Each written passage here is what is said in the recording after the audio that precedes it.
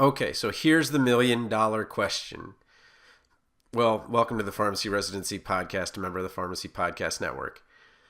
Here is the question. Based on your College of Pharmacy and your background, did you apply to the right residency sites and the right number of places to maximize your chances? I'm hearing that people are getting what is just stupid advice. There's no other word for it. That you just apply to 10 to 15 places to get to 4 to 6 interviews. Well, you've taken statistics and you know that the danger of applying population data to a small sample. And that's exactly what you're doing if you take that advice. Yes, it's true. You should apply to a lot, especially this year, because already the fellowship data is in that there is an astronomical increase in the number of applications because students have all this extra money from not having to pay to go to mid-year and not having to use the time to go to mid-year. So there are going to be more applications, but I don't think that those extra applications are going to be really hard to weed out. Because if you just make a generic attempt at somewhere, they're going to know it and that's it. But I asked myself, well, who would you ask? Ask this question. So based on my College of Pharmacy, did I apply to the right places and the right number of places? So let's say you send this to a faculty member. Okay? Can they actually answer that question? And the answer is probably no. And this is why. So let's say you were at a college and last year you matched at a rate of 20 or 30%. Okay. What did that college do between last year and this year to change their odds? Okay. What did they do to make it more likely that this interview residency class is going to do better than the last one did? And there are very specific data that I can look at, especially with knowing exactly where you went to school and where you're applying. And I can give you ballpark odds, and I'm not going to be like, okay, your odds of this one are 1 in 100 or this, but I can give you some pretty good ballpark odds whether or not you've got a good kind of mix. I get it. You want to apply to UNC and you want to apply to Mayo and you want to apply to Cedars-Sinai and you want to apply to Kentucky and those places and Houston, Chicago, the big academic medical centers. But I can tell you based on where you're from, if that is a true stretch target, if it's simply a reach, if it's reasonable, or if you have absolutely no chance. And it is amazingly, I guess it was amazingly consistent to me. So what I see is about 75% of the residency class falls into what I would call the traditional model, or maybe 80%, where these are who you would expect to be at that residency. And then there's maybe 1 in 5 of them that have special circumstances that you're like, that's weird. Why are they there? Because you see, it's kind of like, okay, I see 4 that are like this, or 6 that are like this, and I get it. They're all from this state, and they're all have these characteristics. And then there's 2 that are outliers. And those were the more interesting to me, not just because of the whole Malcolm Gladwell thing. But what I'm saying is that, for example, I saw a residency site that had 3 students from the same school. If you do the math for that, and I get it, I'm oversimplifying the math, it would be 1 over 145 times 1 over 144 times 1 over 143 that, they would get somebody from 3 different colleges. That's the chance, right? And that chance is like 1 in 3 million. But there it was right in front of me. And only 8,000 people applied to residency. So as I'm kind of looking at these, I'm like, there are clear clear, the data are so clear that residency sites have preferences, very, very strong preferences. But this is what hurts me, and I'm going to tell you a little story. So I knew one residency site, and again, we're doing with a sample of one, but I'd seen this a couple more times as well, where there was a very strong tie to the candidate. Now, there was no impropriety. The candidate didn't say, I'm absolutely picking this one, and the place didn't say, I'm absolutely picking you. But I know that site probably got a couple dozen people coming in, and this match was so clear to me, and I've seen this over and over again, that it would have been nice to be able to tell the other people, hey, you really don't have a chance. And you say, well, no, that was just, that one time. Well, let's look at something different. So when you're looking for a PGY2, there's something called early commit. And they commit to the residency, early. And they kind of have their preference for the person that was already in-house. Well, there's something that happens here, and especially coronavirus era, where we're not going to have anywhere near the number of in-person interviews, where, wait a minute, so there's a longitudinal track that students can go through, so they really have a 20-week interview, or they might have an APPE there, or they might have a college of pharmacy that's affiliated with them. And all of these things completely change your odds. And so that whole kind of feeling that there's a meritocracy, that based on how hard I worked at my pharmacy school and my grades, that I should get a fair shot at this. What's going to happen is that you're going to get the consolation prize and interview, but never be told that you really never had a chance to actually match. And so what's going to happen is there are going to be thousands of people that are interviewing for positions that they have absolutely no chance to get. And why is that? Well, on the other side, they still have to fill the position.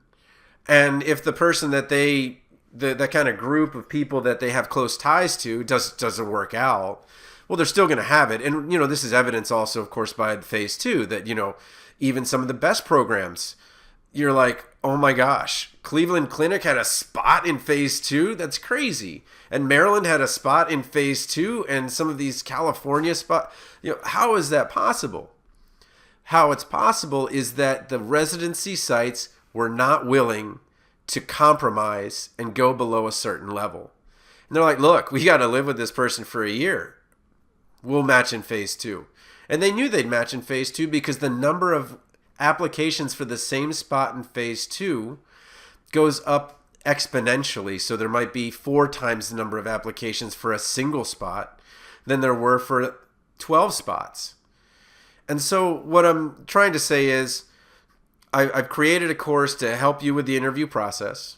It's called the Rock Star, and I'm not trying to be glib on this. I'm not talking about rock star like playing guitar or Guitar Hero. I'm talking about STAR like STAR answers for behavioral questions, situation, task. Wow, did I forget it already? The situation, the task, the action, and the result. Okay, and then the rock questions, which I kind of made that mnemonic off of something that was just a little too touchy to use as a mnemonic. But rephrase, outline, cite the evidence, question, or connect. And so that'll be available on the 27th. But what I'm asking you to do now is that if you feel that you need a person to talk to, what I've done is, and I may really regret this later, is that my $95 course with the interview prep course, which is different than the LOI course, includes 6 months of email support. And what that means is that just as soon as you sign up for the course, you can send me an email that says, based on my College of Pharmacy, did I apply to the right places? And here's a list of the places I applied to. And then I can, from that deduce how many places that you applied to. And what I can do is I can give you some pretty reasonable feedback pretty quickly that you have not applied to some of the right places, or you don't have a good mix.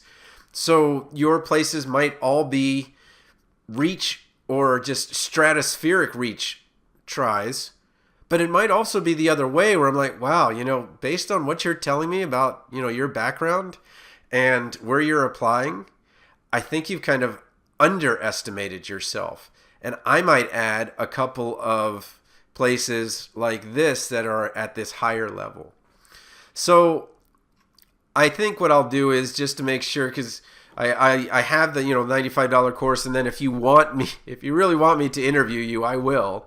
That's $295. I'll do an interview where I will interview you for half an hour. We'll do a mock interview, and then I'll give you an analysis of your answers and how they relate to the points. Okay, but let's talk about the actual course curriculum and what the kind of top three parts. The rest of this is going to be kind of the traditional stuff where, we talk about, interview questions and things like that. And of course I have some books.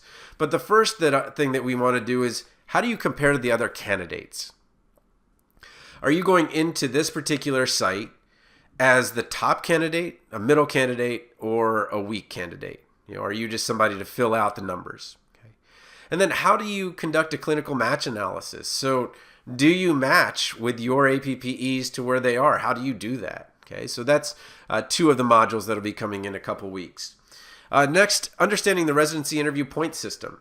So how do you earn interview points? Did you even know that you got points? Okay, and you get a certain number of points for the interview, you get a certain number of points for the clinical presentation, and you get a certain number of points for the clinical case. Why does all this have to happen? Well, let's say that, and my dad's Peruvian, so I come from a Hispanic background or a Latinx background, and let's say the rankings come out, and somebody comes and says, "Hey, you didn't give me a fair shot. I don't think that you really considered my application." And they can look and say, "Okay, well, here are the points of all the applicants. Here's how this person performed in those points, and here's the objective data defending that, yeah, you were a good candidate." But these candidates were nationally published, were national leaders, and it was nothing to do with other factors. It was just that we are a site that attracts 300 applications. And yes, there are many places that you would have gotten an interview and even the match. But unfortunately, at this place, your points didn't add up. So it's really a CYA, cover your butt type of thing. But there is a point system, which is the objective part. And then there's subjective, which fits into like, did they fit? Should we send them an interview invitation? Should we send them an interview invitation if these guys don't? Or should we send them should we rank them if these guys don't come, or should we not rank them at all? And all that. So there's a completely subjective part of it too. And then the third part here is the rock and star mnemonics for the residency interview, kind of question and answers, and how do you answer these questions? And I spoke to this a little bit in a podcast episode about your essay, but a behavioral question, like how did you handle a situation, goes situation, task, action, result. But a question like, tell me about your weaknesses. Okay, so you can say, okay, well, my weaknesses are that I work too hard, and that's kind of lame, and then I overload myself. But what are your strengths? My strengths are my hard work. Well, that's not very good either. But how do you put in a very detailed answer? And that's going to be the rock question guide, where you phrase the question, you outline your answer, then you cite your evidence, and then you connect to their site, or you ask a question. And so those guides will come out as well. And then these are going to be for the people that signed up. But I just wanted to let you know this was available, and that the only reason I'm talking to you right now, 2 weeks before the first deadlines come, is that I have a feeling that no one has told you or been able to give you a reasonable answer to the question, Did I apply to the right sites and to the right number of sites based on where I went to school?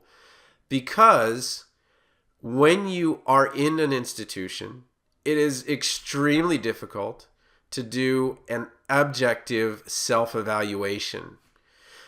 Every school thinks they're the Harvard of pharmacy. Unfortunately, there's no Harvard of pharmacy school. But that is just not true. And the data show that you might be the Harvard of getting people into retail, but you are absolutely not the Harvard of getting people into residency. Or the converse, which is you don't actually send a lot of people to community pharmacy, but you sure as heck get a lot of residents interviews, and you sure as heck get a lot of those residents to actually match. And there are three things that can happen, and that's why the data is so skewed. Your match rate that's published by ASHP, which is really from the National Matching Service, it only tells you of the people that got an interview, what percentage got it. But you might be a high interview school with a low match rate. That means that a lot of your classmates will get interviews, but very few will actually get the match. Or you might be the other way, where very few get interviews, but a very high number of those will match. So again, I want to be here as a resource to you, but it would just be an overwhelming number of people that ask me questions. So I'm asking you to sign up for the course if you do want to be part of it. If you do want my specific advice as far as that, you just go to residency.teachable.com/P/interview. I sign up for the Rockstar Residency interview prep and support, and then just email me, hey, man, this is where I'm from. This is where I'm applying. How did I do? And I can give you a reasonable answer with some reasonable data to that. So anyway, I do wish you the best, and I'm still helping with the letters of intent, so just let me know how I can help you, TonyThePharmacist@gmail.com.